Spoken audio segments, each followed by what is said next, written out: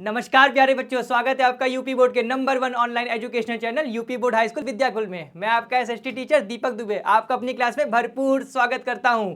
बालकों, आशा कर रहा हूं आप लोग स्वस्थ होंगे, मस्त होंगे और व्यस्त होंगे। तो लगातार पढ़ते रहिए, लिखते रहिए और अपनी पढ़ाई लिखाई को एक स्टेप बूस्ट करते रहिए। तो आज हम क्या पढ़ने वाले हैं? आज हम पढ़ने वाले हैं लोकतंत्र क्या और लोकतंत्र क्यों, है ना। लोकतांत्रिक राजनीति नाम से आपकी बुक है और उसका ही पहला चैप्टर है लोकतंत्र क्या और लोकतंत्र क्यों। हमें पता करना है कि आखिर डेमोक्रेसी का मतलब क्या होता है, डेमोक्रेसी होती क्या है और एक हेल्दी इन्वायरमेंट कैसे क्रिएट किया जा सकता है, कैसे मेंटेन किया जा सकता है। तो ये सारी उत्कंठा जो हमारे और आपके मन में है, आज उसका प्रश्न आप उठाएंगे और उसका उत्तर आपको इस क्लास में दिया जाएगा। ठीक है, अपनी जिज्ञासाओं को लगातार बढ़ाते रहिए, अपनी उत्कंठाओं को लगातार बढ़ाते रहिए और ये जानने का प्रयास करिए कि हेल्दी डेमोक्रेसी क्या होती है, स्वस्थ लोकतंत्र क्या होता है। इसी पे हम लोग चर्चा करेंगे और अपनी चर्चा को आज आगे बढ़ा रहे हैं। सबसे पहले आप सबका स्वागत है मेरी इस अद्भुत क्लास में। अद्भुत क्यों? क्योंकि आज आपको कुछ नए नए डायमेंशन जानने को मिलेंगे, है ना। चुनावी माहौल चल रहा है, सब आपको पता करना होगा कि आखिर चुनाव में होता क्या क्या है, क्यों हम एक स्वस्थ लोकतंत्र की कल्पना करते हैं, क्यों हमें एक ऐसा इन्वायरमेंट चाहिए जहाँ पर हमें फ्रीडम मिले, हमें इक्वालिटी मिले, हमें वो सारी चीज़ें मिले जिसके हम हकदार हैं। किसी भी तरीके का डिफ्रेंशिएशन नहीं होना चाहिए, है ना, अलगाव नहीं होना चाहिए। ठीक है बालकों, आशा कर रहा हूँ ये सारी बातें आपको समझ में आ रही होंगी। देखिए क्या लिखा है, लिखा हुआ है healthy democracy healthy people, healthy democracy और हेल्दी पीपल, स्वस्थ लोकतंत्र और स्वस्थ लोग।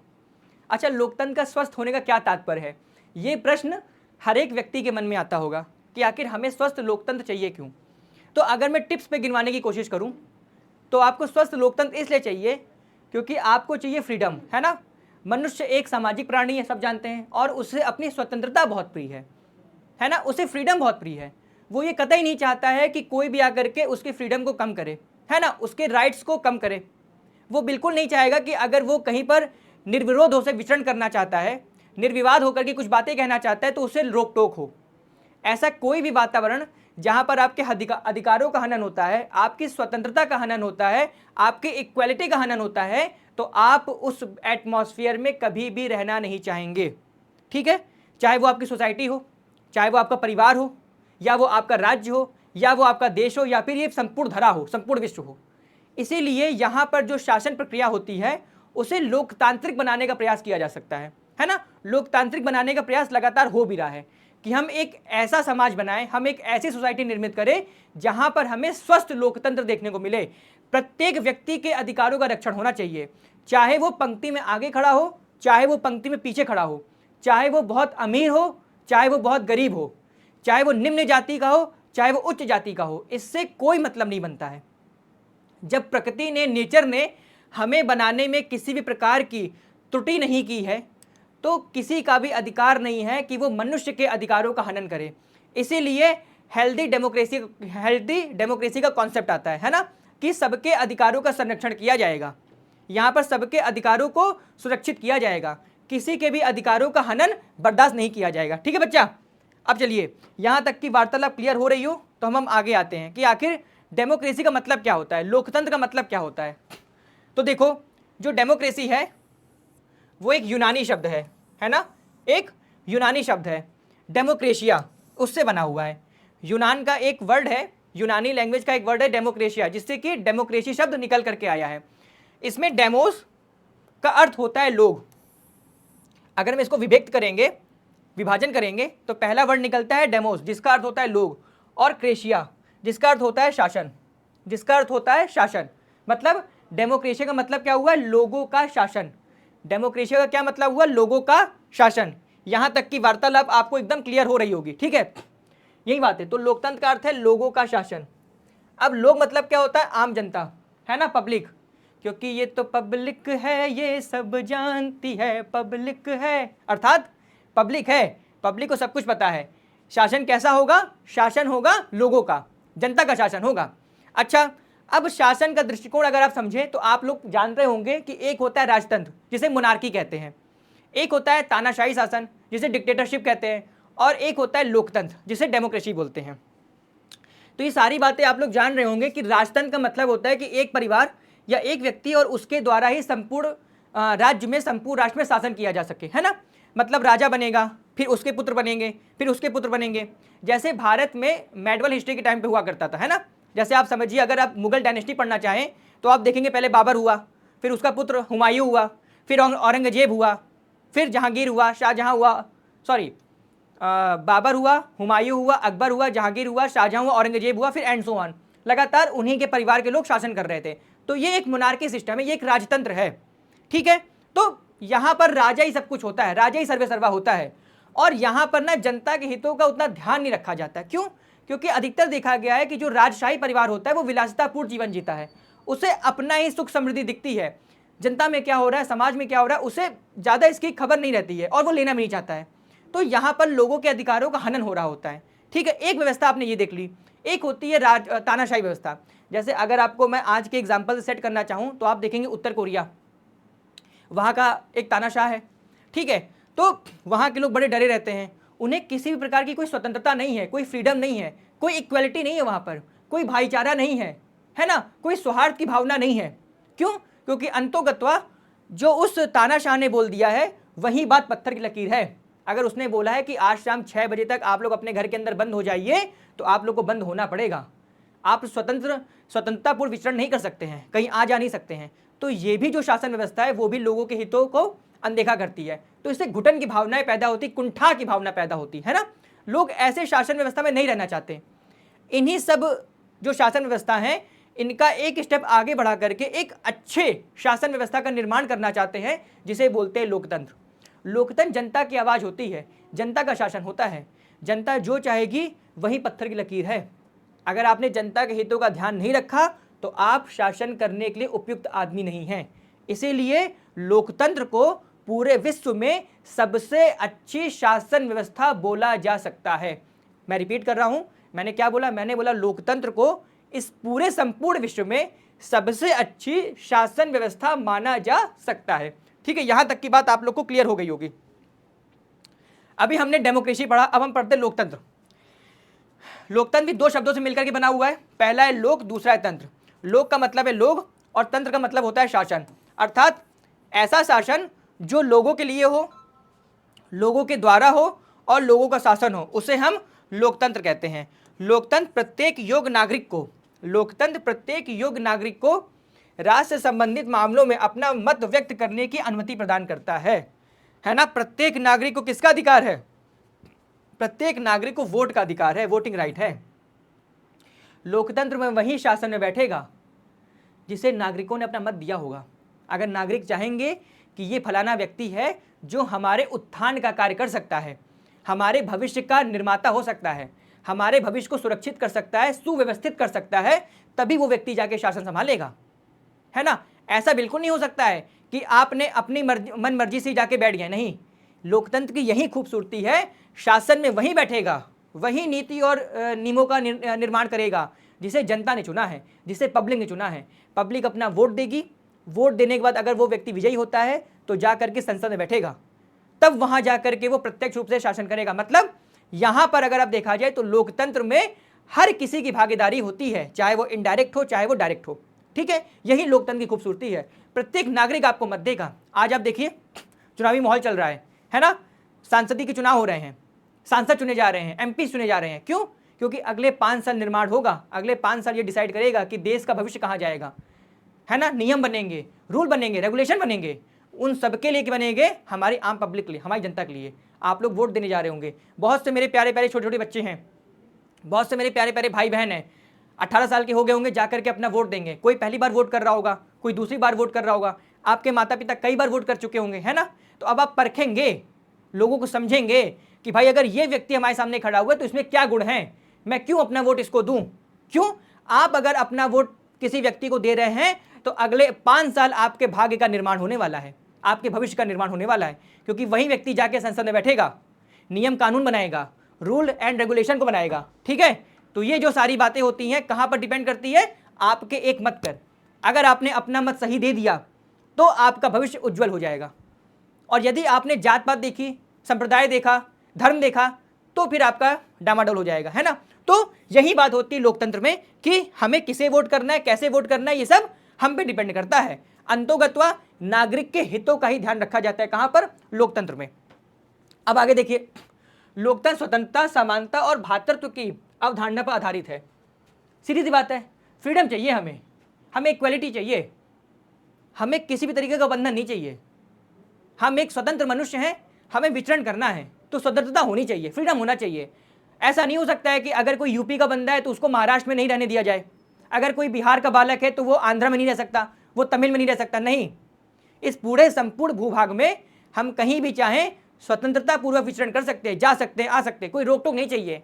तो डेमोक्रेसी क्या करती है, डेमोक्रेसी हमें फ्रीडम देती है, हमें इक्वलिटी देती है, किसी भी तरीके का अपमान नहीं होगा, किसी भी तरीके का भेदभाव नहीं होगा। यदि भेदभाव होता है तो इसके संरक्षण के लिए कौन बैठा हुआ है, संविधान। संविधान आपको सुरक्षित करेगा, संविधान आपको संरक्षित करेगा कि किसी भी तरीके में आपके मौलिक अधिकारों का हनन नहीं होना चाहिए।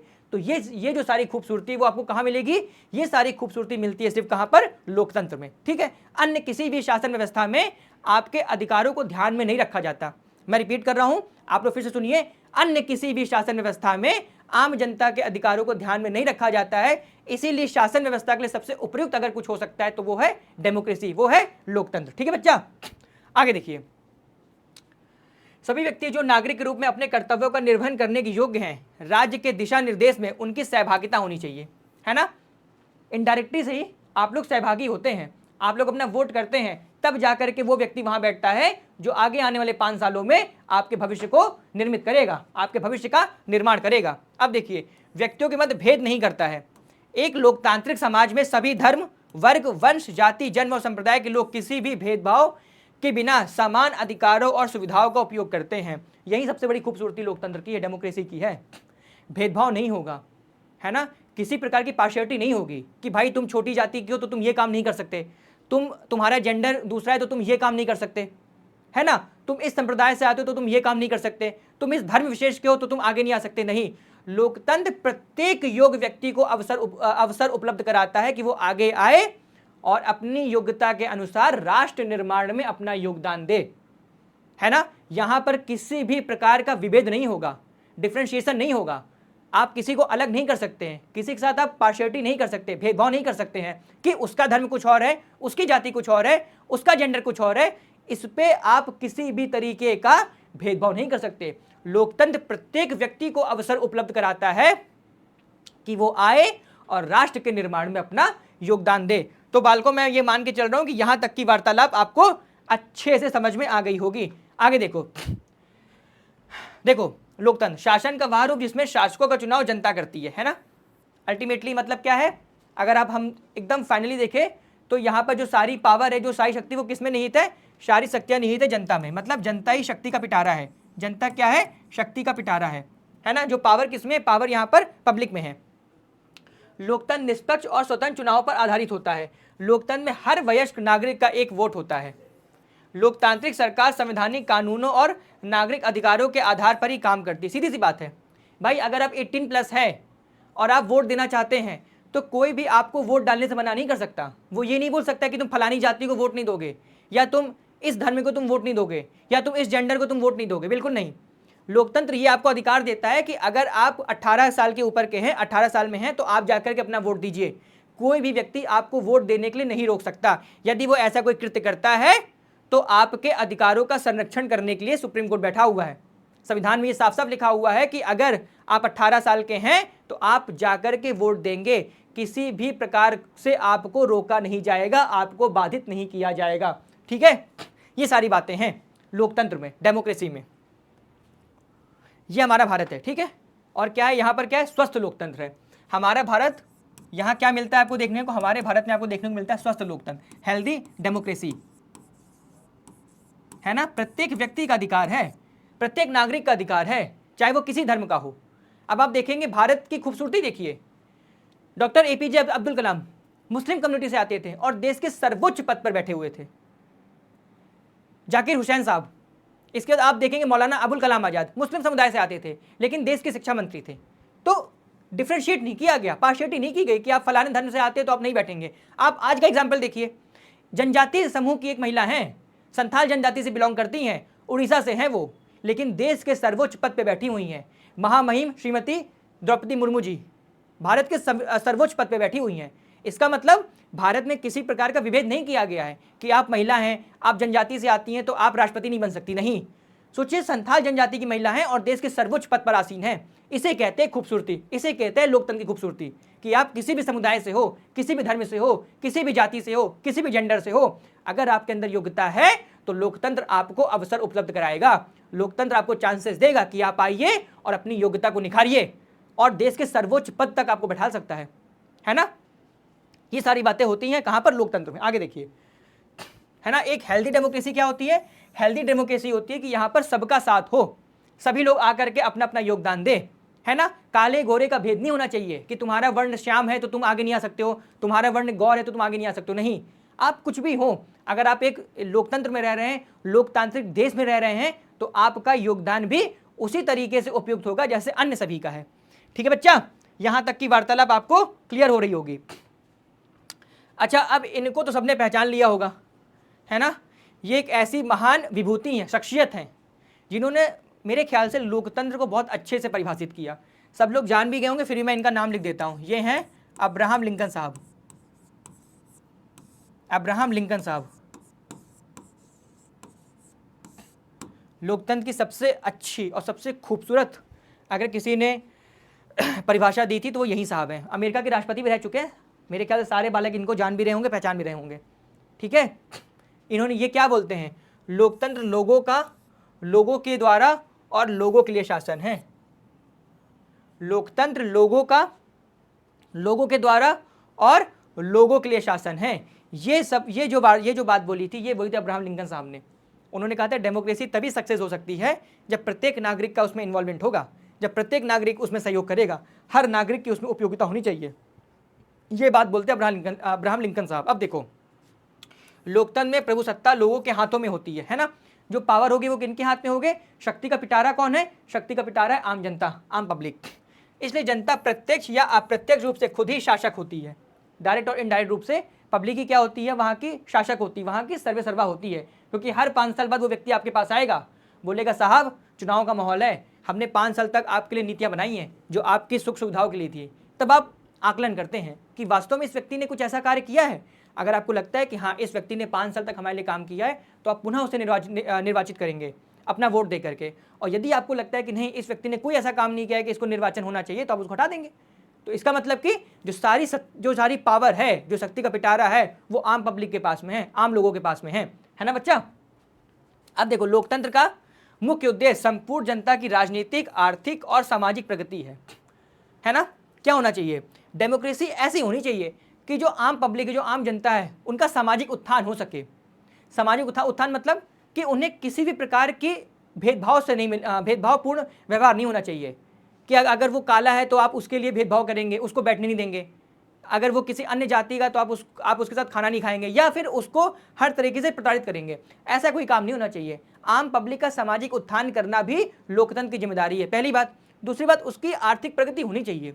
आप ऐसे नए नए अवसर उपलब्ध कराएं कि प्रत्येक व्यक्ति का उत्थान हो सके, प्रत्येक व्यक्ति की आर्थिक प्रगति हो सके, देश में बेरोजगारी ना हो, देश में महंगाई ना हो, है ना, देश में भ्रष्टाचार ना हो। ये सारी ड्यूटी होती है लोकतंत्र में कि आप भैया नए नए अवसर उपलब्ध कराइए, भाई नौकरियां निकलवाइए कि बच्चा अगर योग्य है तो वो उस पद पर बैठ सके, है ना, अपनी आर्थिक उन्नति कर सके, है ना, फाइनेंशियली रूप से वो स्ट्रांग हो सके, पहली बात। दूसरी, हर तरफ से उसको क्या बोलते हैं, पॉलिटिकल व्यू मिलना चाहिए कि अगर वो चाहता है कि अपनी राजनीति में भागीदारी करे तो उसे आप संपूर्ण मौका देंगे, उससे आप पूरी तरह से योगदान करेंगे उसके उत्थान के लिए कि भैया आप आइए, सामने आइए, मुख्य धारा में बैठिए और आपके जो विचार है उसे सबके सामने रखिए। ये सारी जो खूबसूरती है वो आपको कहाँ मिलती है देखने को? वो आपको देखने को मिलती है लोकतंत्र में। ठीक है, लोकतंत्र एक ऐसी प्रणाली है जिसमें कोई व्यक्ति या किसी विशेष वर्ग के कल्याण के लिए प्रशासन चलाया नहीं जाता है ना। क्या अब इस लाइन का क्या मतलब हुआ?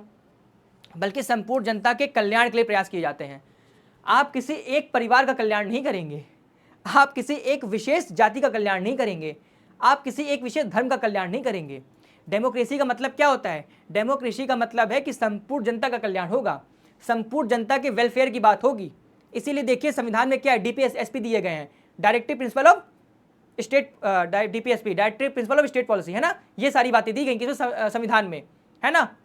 ये सारी बातें क्यों दी गई है, क्योंकि आपको अल्टीमेटली वेलफेयर करना है। किसका वेलफेयर करना है, जनता का, क्योंकि जनता ही पावर में होती है, जनता ही सब कुछ है, जनता के उत्थान में आपको काम करना है। आप ऐसा नहीं कर सकते कि आपने किसी एक वर्ग के लिए आपने सारी पॉलिसीज बना दी, है ना। जैसे इसका एक एग्जाम्पल देखिए, इसका एग्जाम्पल आपको देखने को मिल जाएगा श्रीलंका में।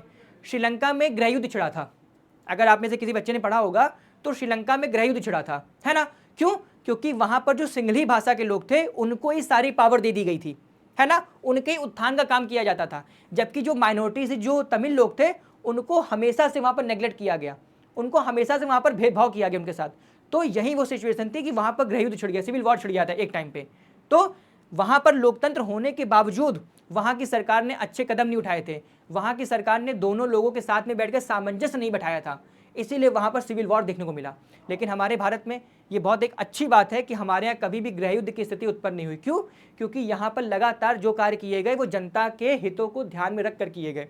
यहाँ पर किसी भी एक परिवार को, किसी भी एक जाति को, किसी भी एक समुदाय को, किसी भी एक धर्म को सारी पावर डिस्ट्रीब्यूट नहीं कर दी गई, बल्कि हर एक व्यक्ति को आगे आने दिया गया और हर एक व्यक्ति का योगदान वहां पर सुनिश्चित किया गया। ठीक है, ये सारी बातें अगर आप देखेंगे तो आपको लोकतंत्र में देखने को मिल जाएगी। कहाँ मिल जाएगी आपको ये सारी बातें, लोकतंत्र में देखने को मिल जाएगी। तो यहां तक की बात आपकी क्लियर हो गई होगी, यहां तक की बात आप लोग की पक्का क्लियर हो गई होगी, मैं ये मान के चल रहा हूं, है ना। यहां तक की जो वार्तालाप है वो आपकी क्लियर हो गई होगी।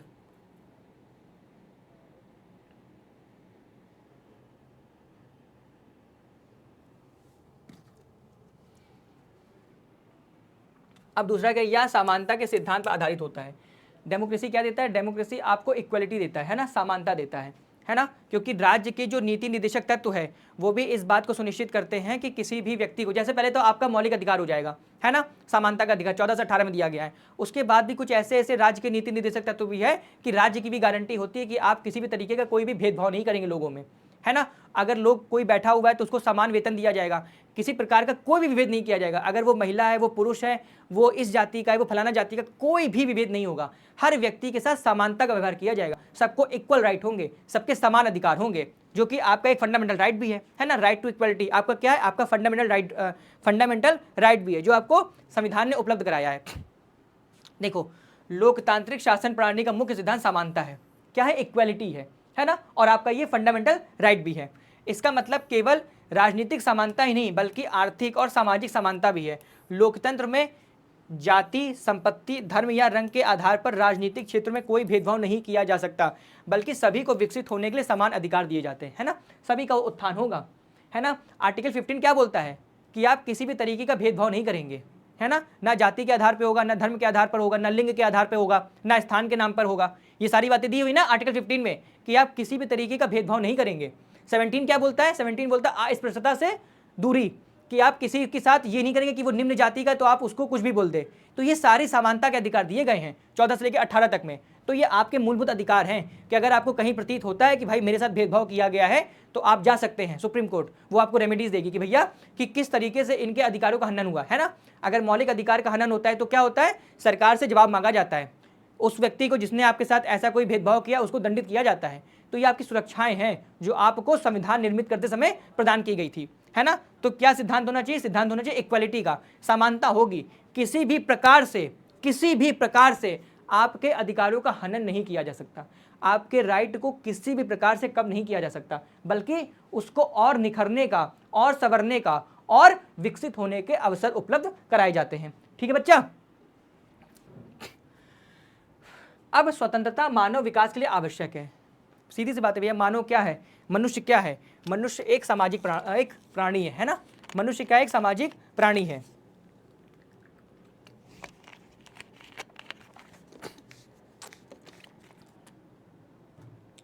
हर व्यक्ति को फ्रीडम चाहिए, हर व्यक्ति को युक्त स्वतंत्रता चाहिए।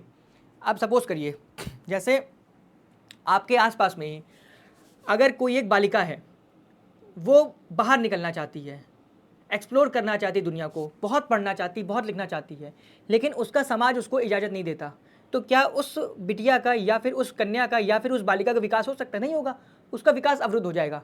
तुम लड़की हो तुम ऐसे चलो, तुम लड़की हो तुम धीमे बात करो, तुम लड़की हो तुम ये ना करो, इसका मतलब उसकी फ्रीडम बाधित हो रही है, उसकी स्वतंत्रता का हनन हो रहा है। और होना क्या चाहिए? होना यह चाहिए कि कोई दिक्कत नहीं है, तुम्हें पढ़ना है, तुम्हें लिखना है, तुम्हें बाहर जाना, तुम आराम से घूमो, एक्सप्लोर करो इस दुनिया को और देखो कि क्या चीज़ तुम्हारे हित में है, क्या चीज़ तुम्हारे अहित में है। क्यों? क्योंकि जब आप आगे बढ़ेंगे, आपको स्वतंत्रता मिलेगी, तो आपका विकास 2 कदम आगे बढ़ जाएगा, है ना। एक चार दीवारी के अंदर रह करके वार्तालाप करना, सोचना विचारना उतनी उन्नति का मार्ग नहीं दे सकता जितना समाज को देखना, जितना बाहर निकलना, जितना स्वतंत्रतापूर्व विचरण करना। अगर आप बाहर निकलेंगे, अपनी फ्रीडम को जानेंगे, तो आपकी जो उन्नति होगी वो निश्चित तौर पर बहुत आगे बढ़ जाएगी।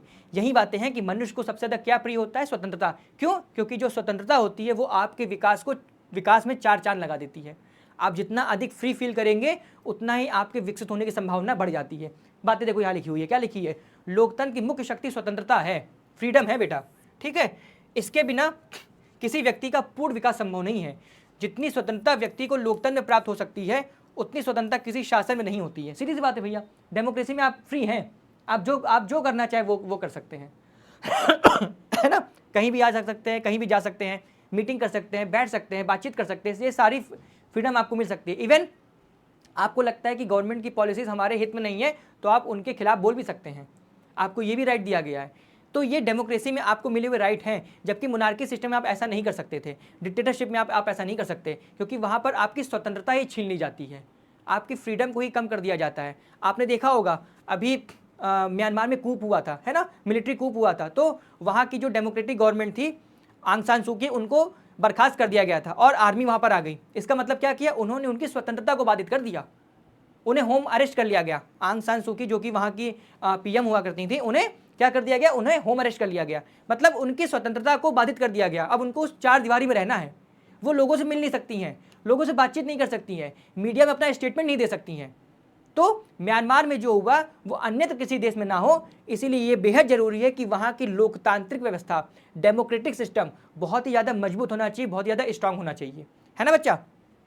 आगे देखो, फिर लोकतंत्र में नागरिकों को विचारों को व्यक्त करने, एक समुदाय का निर्माण करने, सरकार की आलोचना करने, जैसा मैंने अभी आपसे कहा, सरकार की आलोचना करने और समाचार पत्रों आदि की पूर्ण स्वतंत्रता होती है ना। व्यक्ति किसी भी धर्म को स्वीकार करने और अस्वीकार करने के लिए स्वतंत्र होता है। लोकतांत्रिक प्रणाली में स्वतंत्रता का अधिकार केवल दिया ही नहीं जाता, बल्कि लोगों को स्वतंत्रता की रक्षा के लिए न्यायपालिका की भी व्यवस्था की गई है। न्यायपालिका भी है, अगर आपके फ्रीडम को कोई बाधित करता है, सुप्रीम कोर्ट बैठा हुआ है, वो पूछेगा भाई किस अधिकार से आपने इस व्यक्ति की स्वतंत्रता फ्रीडम को बाधित किया है, उसकी स्वतंत्रता पर रोक लगाई है। तो आपकी सुरक्षा के लिए सुप्रीम कोर्ट भी है, जो युक्तियुक्त प्रश्न करता है। ऐसे भी किसी व्यक्ति से, किसी संस्था से, किसी भी राज्य से अगर उसने आपकी स्वतंत्रता को कम किया है, आपकी फ्रीडम को बाधित किया है, ठीक है। राइट टू इक्वालिटी, सभी समान होंगे, चाहे वो महिला हो या वो पुरुष हो, दोनों में समानता होंगी। आप विभेद नहीं कर सकते, विभेदीकरण नहीं होगा, डिफ्रेंशिएशन नहीं होगा यहाँ पर, ठीक है। विद्रोह और क्रांति की कोई संभावना नहीं होती है। अगर एक स्वस्थ लोकतंत्र है, हेल्दी डेमोक्रेसी है, तो अमूमन ये बात मानी जाती है कि वहाँ कभी विद्रोह नहीं होगा, वहाँ पर आंतरिक कलह नहीं होगी, है ना, वहाँ पर सिविल वॉर जैसी घटनाएं नहीं होंगी, अगर वहाँ पर हेल्दी डेमोक्रेसी है। क्यों? प्राचीन काल में जब राजतंत्र होता था तो इतिहास गवाह है कि कभी कभी शासन परिवर्तन के दौरान खून खराबा होता था। ऐसे आपने बहुत से केसेस सुने होंगे जहाँ पर राजनीति परिवर्तन करने के लिए खून खराबा भी हुआ है ना। लेकिन लोकतंत्र एक ऐसा शासन है जिसमें आयोग सरकार को बदलने के लिए हिंसक कार्रवाई नहीं की जाती है, बल्कि लोग मतदान के अधिकार का उपयोग करके शांतिपूर्ण तरीके से शासन में बदलाव कर सकते हैं। किससे? शांतिपूर्ण तरीके से। आपके पास वोटिंग राइट है ना, मत का अधिकार है। यदि आपको लगता है कि इस फलानी गवर्नमेंट ने 5 साल तक कोई अच्छा काम नहीं किया, तो आप उसको निकाल के बाहर कर देंगे। आप कहेंगे मुझे ऐसी गवर्नमेंट नहीं चाहिए जो हमारे हितों का ध्यान नहीं रख रही है, लगातार हमारे अहित में बात कर रही है, ऐसी गवर्नमेंट मुझे नहीं चाहिए। तो आप क्या करेंगे? आप बाकायदा वोट करके उस गवर्नमेंट को बाहर कर देंगे और किसी नई गवर्नमेंट को आकर के 5 साल के लिए शासन में बैठाएंगे और उनसे ये डिमांड रखेंगे, उनसे ये बात कहेंगे कि अगले 5 साल आप ऐसे नियम बनाएंगे, ऐसे प्लानिंग करेंगे, ऐसी पॉलिसीज बनाएंगे जो प्रत्येक व्यक्ति के उत्थान में सहायक सिद्ध हो, ठीक है। लोकतंत्र सार्वजनिक सहमति का शासन है, इसलिए यह क्रांतिकारी नहीं हो सकता।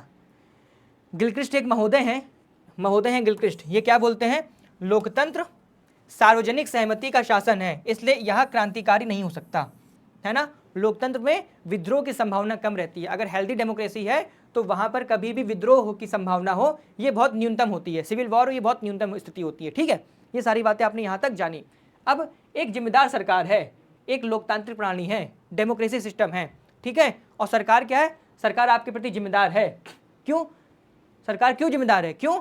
क्योंकि जो शक्ति का पिटारा है, जो शक्ति की कुंजी है, जो पावर की चाबी है, वो किसके पास है? वो जनता के पास है। सरकार को आपके पास ही आना है कि भैया हमने ये काम किया है, क्या आपको पसंद आया? तब आप आकलन करेंगे, आप मूल्यांकन करेंगे कि भैया आपने ये जो पॉलिसी बनाई थी, क्या वो उसने मुझे कुछ फ़ायदा पहुंचाया? क्या उसने मेरे हित का ध्यान रखा? अगर नहीं रखा तो आप उनको वहाँ से बेदखल कर सकते हैं। इसका मतलब कि सरकार किसके प्रति जिम्मेदार है? सरकार लोगों के प्रति जिम्मेदार है ना? उसे आपके पास आना है। शासन लोगों की इच्छा के अनुसार चलाया जाता है। किसके अनुसार? लोगों की इच्छा के अनुसार।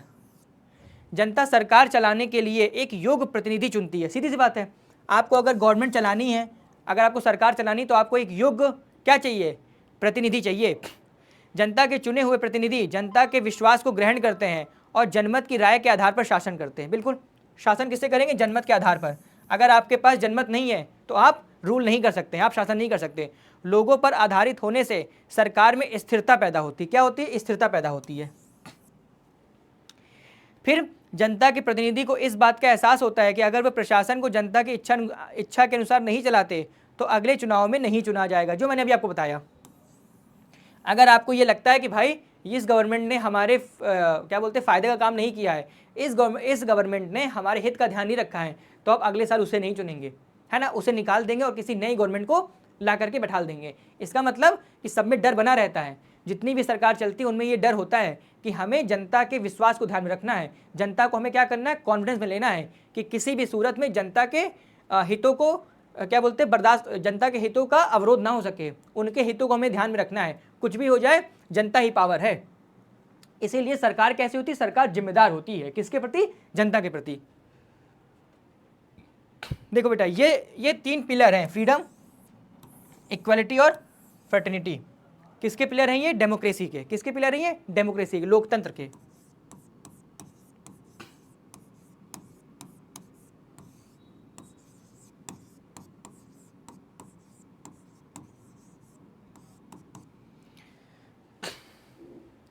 अब देखो, अब हमने जो परिभाषाएं पढ़ी उनका सारांश क्या हो सकता है? ये हो सकता है लोगों द्वारा चुने शासकों द्वारा ही प्रमुख फैसले लिए जाते हैं। शासक जो होते हैं किससे चुने जाते हैं? लोगों से। और यहीं क्या रहते हैं? यहीं पर डिसीजन लेते हैं। ये क्या करते हैं? फैसले लेते हैं। चुनाव लोगों के लिए निष्पक्ष होता है और विकल्प उपलब्ध कराता है कि चाहे तो वो मौजूदा शासकों को बदल ले, है ना? ये आपके पास पूरे विकल्प हैं, ऑप्शंस हैं। अगर आपको लगता है कि जो गवर्नमेंट लगातार हमारे यहाँ बनी हुई है 5 साल से, 10 साल से, 15 साल से, अगर आपको लगता है कि अब हमें इन्हें चेंज करना है, तो आपके पास ऑप्शन है। आप चाहे तो वोट करके उस सरकार को बदल सकते हैं और चाहे तो उस सरकार को कंटिन्यू कर सकते हैं। सब डिपेंड आप पे करता है। फिर यह विकल्प और अवसर सभी लोगों को समान रूप से उपलब्ध होते हैं। प्रत्येक व्यक्ति को उपलब्ध हैं, चाहे वो कोई भी हो। प्रत्येक मतलब हर एक नागरिक का अधिकार है, वोटिंग राइट है, वो जिसे चाहे उसे वोट करे। ठीक है? इस चुनाव में बनी सरकार संविधान द्वारा तय बुनियादी कानूनों और नागरिक अधिकारों के दायरे को मानते हुए काम करती है। अंततः क्या होता है? कानूनों का ही शासन, कानून के द्वारा ही सरकार चलती है। अपने मन मर्जी से वो कुछ नहीं कर सकती। जो कुछ कानून में लिखा हुआ है उसके अकॉर्डिंग उन्हें काम करना है। ठीक है? अब लोकतांत्रिक सरकार की मुख्य विशेषताएं क्या हो सकती है? नागरिकों को भाषण देने का, विचार व्यक्त करने की पूर्ण स्वतंत्रता होती है। आप कह सकते हैं कि एक डेमोक्रेटिक पॉलिसी में क्या होता है? सबको फ्रीडम होती है, सबको स्वतंत्रता होती है। स्वतंत्र और निष्पक्ष चुनाव कराए जाते हैं। ठीक है? स्वतंत्र और निष्पक्ष चुनाव कराए जाते हैं। प्रत्येक व्यक्ति को यह अधिकार होता है कि वो चाहे तो अपना संघ बना सकता है और चाहे तो अपने साथ कार्य कर सकता है। और सबसे बड़ी बात क्या होती है? प्रेस को संपूर्ण आज़ादी, है ना? क्या होता है? प्रेस को संपूर्ण आज़ादी दी जाती है ना?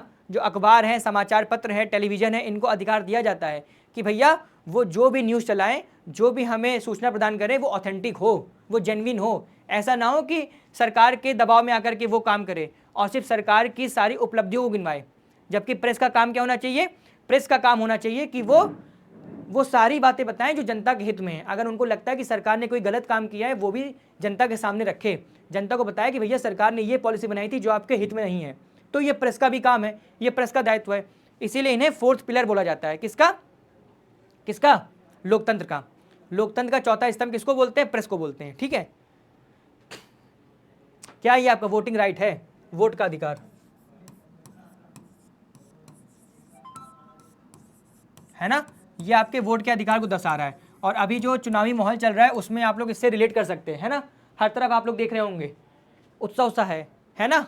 ये क्या है, राजनीतिक उत्सव तो है, वोट पड़ रहे हैं। आपको निर्माण करना है अपने भविष्य का। किस नेता को आप चुनेंगे जो अगले 5 साल तक आपके सुनहरे भविष्य को साकार करेगा, किस पर डिपेंड होता है। ये सब आपकी एक वोट पर डिपेंड है। अगर आपने अपना वोट किसी सही व्यक्ति को दे दिया तो 5 साल तक आप फ्री, आपको पता है कि वो व्यक्ति अच्छा काम करेगा। और अगर एक वोट आपने गलत दिया तो 5 साल तक, समझ गए ना। इसीलिए बहुत अपनी बुद्धि से, विवेक से जाके वोट करना है कि भैया हम ऐसी पार्टी का चुनाव करेंगे, ऐसे व्यक्ति को चुनेंगे जो अंतोगत्वा हमारे हितों को ध्यान में रखेगी। वो सब कुछ वो करेगी जो जनता के हित में हो, जनता के अधिकार में हो, ठीक है। अब बेटा हमें पढ़ना है लोकतंत्र के खिलाफ तर्क, है ना। कुछ तो ऐसी बातें हो सकती हैं जो इनके खिलाफ भी हो, है ना। क्योंकि हर एक चीज़ में सारी बातें अगर आपको अच्छी मिल जाए ऐसा तो हो नहीं सकता। किसी में अगर गुण है तो उसमें अवगुण भी होंगे, तो हो सकता है कुछ ड्रॉबैक इनमें भी हो, कुछ लूपहोल डेमोक्रेसी में हो। क्या है, आइए पढ़ते हैं। सबसे पहले होता है अस्थिरता। लोकतंत्र में क्या होती है, अस्थिरता होती है। लोकतंत्र में नेता बदलते रहते हैं और इसमें अस्थिरता पैदा हो जाती है। आपने देखा होगा कि लोकतंत्र में नेता बदलते रहते हैं। 2014 के पहले भारत के प्रधानमंत्री कोई और थे, है ना, वो देश के सर्वे सर्वा थे। 2014 के बाद अभी कोई और है, अब ये देश के सर्वे सर्वा है। हो सकता है आगे कोई और हो या कोई ना हो, ये भी तो हो सकता है ना। तो क्या होता है, इसमें जो नेता होते हैं वो लगातार चेंज होते रहते हैं, तो इससे क्या होती है, स्टेबिलिटी नहीं रह जाती है, अस्थिरता पैदा होती है। फिर फैसलों में देरी। लोकतंत्र का मतलब सिर्फ राजनीतिक लड़ाई और सत्ता का खेल या यहाँ पर नैतिकता की कोई जगह नहीं है। बोलते हैं ना जितने भी नेता होते हैं उनमें नैतिकता नहीं होती, है ना। ये एक बड़ा अच्छा कोट है कि जो भी नेता होते हैं उनमें नैतिकता नहीं होती है। अगर वो नैतिकता को ध्यान में रखेंगे तो अपनी नेतागिरी भूल जाएंगे, है ना। अगर कोई भी नेता है तो वो जब भी नेता बनेगा अपनी नैतिकताओं का त्याग कर देगा। अगर उसके अंदर कुछ भी नैतिकता होगी तो अच्छा लीडर नहीं बन सकता। तो ये एक बहुत बड़ा लूप होल किसमें है, डेमोक्रेसी में। लोकतांत्रिक व्यवस्था में इतने लोगों से बहस और सारे चर्चा करनी पड़ती है कि हर फैसले में देरी होती है। चुने हुए नेताओं को लोगों के हितों का पता ही नहीं होता, इसके चलते खराब फैसले भी हो सकते हैं। सीधी सी बात है भैया, कोई पॉलिसी बनानी है ना, सबसे पहले उसका निर्माण होगा। प्रधानमंत्री अपने कैबिनेट के साथ में बैठेंगे, चर्चा करेंगे, फिर उनको लगता है भाई ये चीज़ बढ़िया है तो उसे जा करके संसद के पटल पर रखेंगे। वो पहले लोकसभा में जाएगा, फिर उसमें लोकसभा में चर्चाएं होंगी, फिर उसमें वोटिंग होगी, विपक्ष वोट करेगा, पक्ष वोट करेगा। अगर मान लीजिए वो लोकसभा से पारित होता है फिर राज्यसभा जाएगा, फिर वहाँ पर उसमें चर्चा होगी, पक्ष वोट करेगा, विपक्ष वोट करेगा। अगर मान लीजिए वहाँ से पारित होता है फिर वो जाएगा राष्ट्रपति के पास, फिर राष्ट्रपति उस पर साइन करेगा, उसके बाद जाकर के कहीं वो कानून बनेगा। आप समझ रहे कितना लंबा प्रोसेस है। पहले बातचीत हुई, कैबिनेट में बातचीत हुई, वो जाकर के पहले लोकसभा में रखा गया, वहाँ चर्चा हुई, फिर इसके बाद राज्यसभा में रखा गया, फिर वहाँ चर्चाएं हुई, फिर राष्ट्रपति के पास गया, उन्होंने साइन किया। तो एक बहुत लंबा प्रोसेस है। तो कभी कभी जो आपको फैसले लेने पड़ते हैं उसमें बहुत देरियाँ हो जाती हैं कि आपने कोई नीति का निर्माण किया जो हो सकता है कि आपको 2 महीने में करनी थी, लेकिन उसको बनाते बनाते आपको 6 महीने लग गए, तो तब तो उसका कोई मतलब रहा नहीं, है ना। बोलते हैं ना, का बरसा जब कृषि सुखाने, उस वर्षा का क्या ही मतलब है जब हमारी कृषि सूख गई।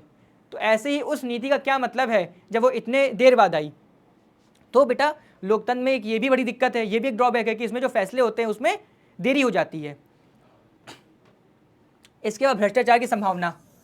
लोकतंत्र में चुनावी लड़ाई महत्वपूर्ण और खर्चीली होती है, इसमें भ्रष्टाचार होता है। भाई प्रत्येक नेता चाहता है, प्रत्येक व्यक्ति चाहता है कि वो जीते, प्रत्येक व्यक्ति चाहता है कि वो MP बन जाए, वो MLA बन जाए। तो इसके लिए हो सकता है वो भ्रष्टाचार भी करे, अपना जीतने के लिए लोगों को पैसे दे कि भैया तुम हमें वोट दे दो। संभावनाएं हैं। आप लोग कभी ग्राम प्रधान का चुनाव देखिए, वहाँ पर आप देखेंगे जिस दिन चुनाव की डेट अनाउंस होती है, अनाउंसमेंट के बाद ही देखिए फ्री में भंडार चलने लगता है ना। पता चला महीने महीने में लोग फ्री में खाना खा रहे हैं, लोगों को पैसा दिया जा रहा है, लोगों के काम कराए जा रहे हैं। तो ये भ्रष्टाचार को जन्म देता है ना। तो भ्रष्टाचार की एक बहुत बड़ी समस्या है जो लोकतंत्र में आपको देखने को मिलती है। फिर चुनावी प्रक्रिया महंगी होती है। लोकतंत्र में चुनावी लड़ाई महत्वपूर्ण और खर्चीली होती है। सीधी सी बात है, आपने देखा होगा लोग 10-10, 20-20, 25-25 लाख पे खर्च कर देते हैं। क्यों? क्योंकि उन्हें अंतोगत्वा जीतना होता है। तो ये बहुत ही एक महंगी भी क्या है, सिस्टम है ना।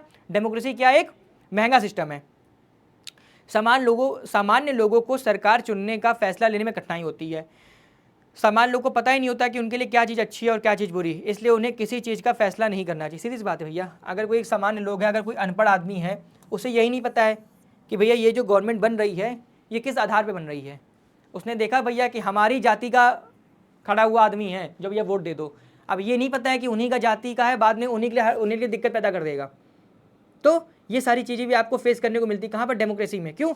आज भी अधिकतर ये बहुत एक कटु सत्य है कि आज भी भारत में जब भी चुनाव होते हैं तो हम लोग उस व्यक्ति की योग्यता देखने के बजाय हम इस पे फोकस करते हैं कि वो किस जात का है, किस धर्म का है, किस संप्रदाय का है। हमें इससे कोई मतलब नहीं होता है कि वो व्यक्ति योग्य है कि नहीं योग्य है, उसने पढ़ाई लिखाई की है कि नहीं की है। हम आज भी क्या देखते हैं, भैया हमारी जाति का है, वोट तो इसी को देंगे, हमारे धर्म का हम वोट तो इसी को देंगे।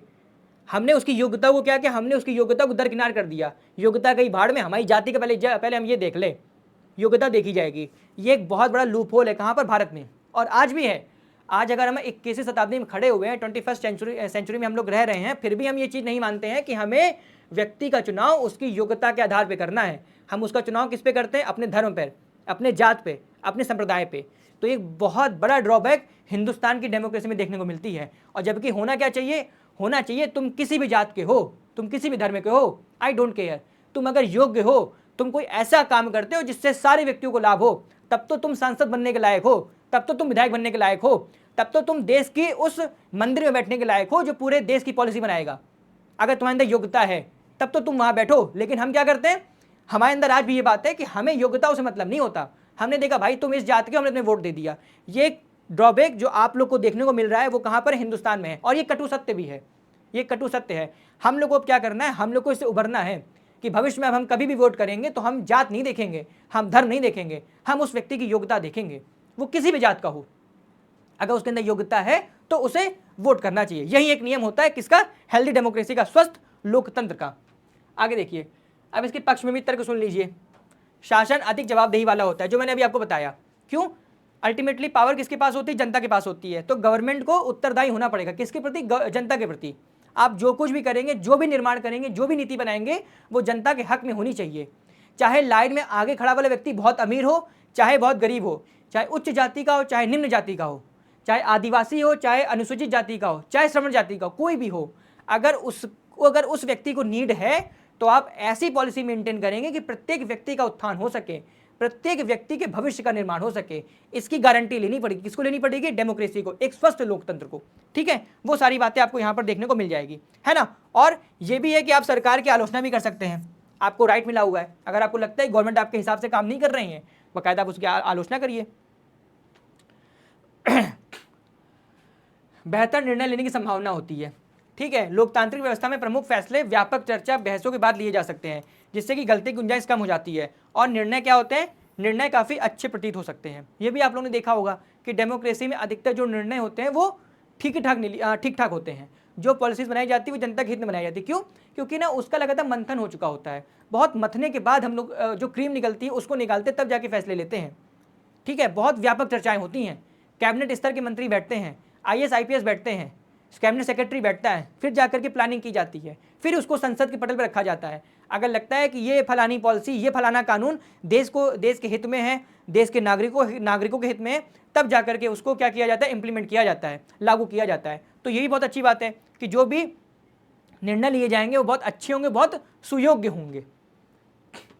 अब नागरिकों का सम्मान, आपने देखा होगा कि लोकतंत्र में प्रत्येक नागरिक का सम्मान है, जबकि मोनार्की सिस्टम में, राजतंत्र में ऐसा कुछ नहीं होता है। क्यों, क्योंकि जो राजा महाराजा होते हैं वो विलासितापूर्ण जीवन जीते हैं, उन्हें कतई फर्क नहीं है कि जो श्रमिक है, जो किसान है, उस पर क्या बीत रही है। उसे तो भैया क्या चाहिए, उसे तो कर चाहिए, वो आएगा आपके पास लेके चला जाएगा। आपने पूरी ये व्यवस्था देखी होगी मेडल हिस्ट्री में। और तानाशाही में आप देख लीजिए, वहाँ भी आपको स्वतंत्रता नहीं है, आपकी कोई इज्जत नहीं है, आपका कोई सम्मान नहीं है। पर लोकतंत्र में प्रत्येक नागरिक का सम्मान है। क्यों, लोकतंत्र नागरिकों का सम्मान बढ़ाता है। जो हैसियत नागरिकों को लोकतांत्रिक व्यवस्था में, वो अन्य किसी व्यवस्था में नहीं है। हर प्रत्येक व्यक्ति का सम्मान है।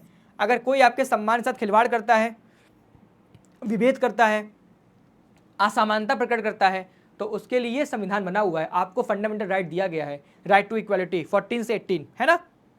आप बाकायदा बोल सकते हैं सुप्रीम कोर्ट को, भैया फलाने लोग ने हमारे साथ दुर्व्यवहार किया है, तो आपको न्याय दिलाया जाएगा। ये खूबसूरती कहाँ मिलती है आपको देखने को, लोकतंत्र में।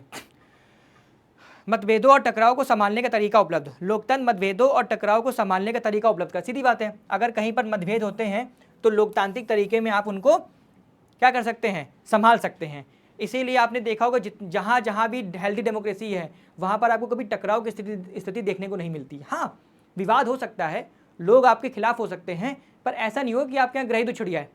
हिंदुस्तान के इतिहास में अभी तक तो ऐसा देखने को नहीं मिला है कि भैया भारत में कहीं ग्रह हुआ हो। हाँ, थोड़ी सी अव्यवस्थाएं तो हर जगह होती हैं, लेकिन ऐसी अव्यवस्था जो आपके विकास को ही बाधित कर दे, ऐसा हिंदुस्तान की हिस्ट्री में देखने को नहीं मिला है, इसीलिए यहाँ का जो डेमोक्रेसी है उसे बहुत अच्छा माना जाता है। ठीक है, और सीधी सी बात है, गलतियों में सुधार के अवसर भी उपलब्ध है। सबसे महत्वपूर्ण विशेषता यह कि हमें अपनी गलती ठीक करने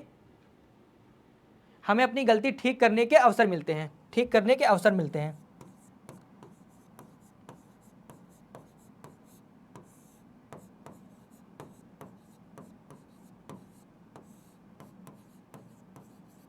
हमें अपनी गलती ठीक करने के अवसर मिलते हैं, है ना। कैसे मिलते हैं भैया? हो गया 5 साल आपने किसी एक ऐसी पार्टी को वोट दे दिया जिसने कि 5 साल में देश का बेड़ा गर्क कर दिया, तो आपके पास ऑप्शन है कि अगले 5 साल अपना वोट उस व्यक्ति को दे, उस पार्टी को दे जो आपके हित का ध्यान रखें। तो आपके पास सबसे जो महत्वपूर्ण पावर है, सबसे जो महत्वपूर्ण एलिमेंट है वो यही है कि आपको गलती सुधार करने का मौका मिलता है।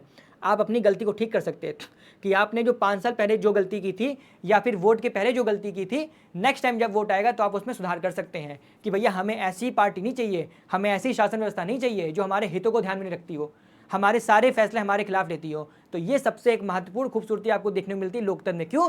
क्योंकि आप यहाँ पर शासन करने वाले लोगों को बदल सकते हैं। राजशाही में ऐसा नहीं होता, राजशाही में तो राजा का बेटा ही राजा बनेगा, पर लोकतंत्र में कोई भी व्यक्ति, कोई भी पार्टी शासन व्यवस्था संभाल सकती है यदि जनता उसके साथ में खड़ी है, यदि जनता उसको सपोर्ट कर रही है। तो ये सबसे अच्छी खूबसूरती कहाँ देखने को मिलती है? लोकतंत्र में देखने को मिलती है। बेटा देखो ये है, क्या है ना, स्वस्थ है ना, स्वस्थ लोकतंत्र की व्यवस्था है ये, हेल्दी डेमोक्रेसी।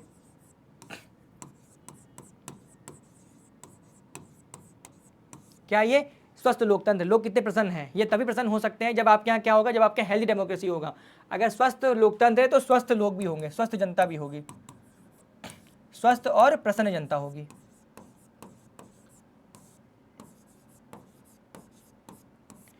ठीक है, इसीलिए एक ऐसी शासन व्यवस्था जो प्रत्येक व्यक्ति के हितों का ध्यान रखती है, प्रत्येक व्यक्ति के बारे में ध्यान रखती है, प्रत्येक व्यक्ति को आगे बढ़ने का मौका देती है, उसे ही कहते हैं हेल्दी डेमोक्रेसी, उसे ही कहते हैं स्वस्थ लोकतंत्र। ठीक है, तो ये सारी बातें आपको समझ में आ गई होगी। चलो बेटा, at the end thank you so much. लगातार हमसे जुड़े रहिए, पढ़ते रहिए। मैं ये मान के चल रहा हूँ कि आपको ये अध्याय अब बहुत अच्छे तरीके से समझ में आ गया होगा कि लोकतंत्र क्यों जरूरी है और लोकतंत्र के मतलब क्या होते हैं। ये सारे डायमेंशंस मैंने आपके सामने बताए हैं। उम्मीद कर रहा हूँ आपको बेहद पसंद आएगा। कमेंट करके जरूर बताइएगा बेटा। बेटा मिलते हैं अगली क्लास में, तब तक के लिए बाल को जय हिंद।